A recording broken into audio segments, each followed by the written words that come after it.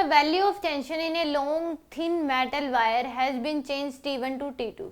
The length of the metal wire in two different value of tension T1 and T2 are L1 and L2 respectively. The actual length of the metal wire, actual length of the metal wire बतानी है, वो मान लो कि क्या है आपके पास L के बराबर है. एक्चुअल लेंथ जो है वो क्या है, एक्चुअल लेंथ वो आपके पास है L के बराबर है. तो यहाँ पे इस केस में हमें पता है कि जो स्ट्रेस होता है वो क्या होता है, y into delta L by L के बराबर, यानी कि टेंशन बाय एरिया की वैल्यू होती है y delta L by L के बराबर.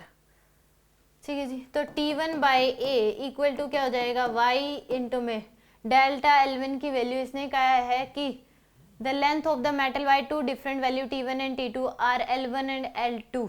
तो यहाँ पे यानी कि इस केस में ये कितनी आ जाएगी आपके पास, फाइनल लेंथ L1 होगी तो L1 minus L divide by में L के बराबर.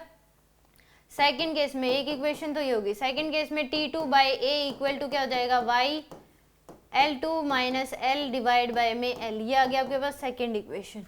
तो डिवाइड कर दो, ये आ जाएगा T1 बाई ए इंटू में A बाय में T2 equal to y into में L1 minus L divide by L into में L divide by y A into L2 minus L.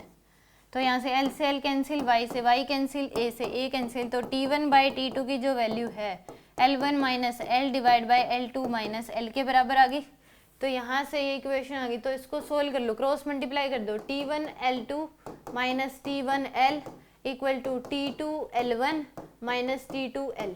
तो L को एक साइड कर लो. T1 L2 minus T2 L1 equal to minus यह आ जाएगा T1 इंटू में L माइनस का T2 इंटू में L.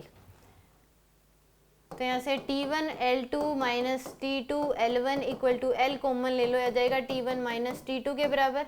तो L की वैल्यू आ जाएगी T1 L2 minus T2 L1 divide by में T1 माइनस T2.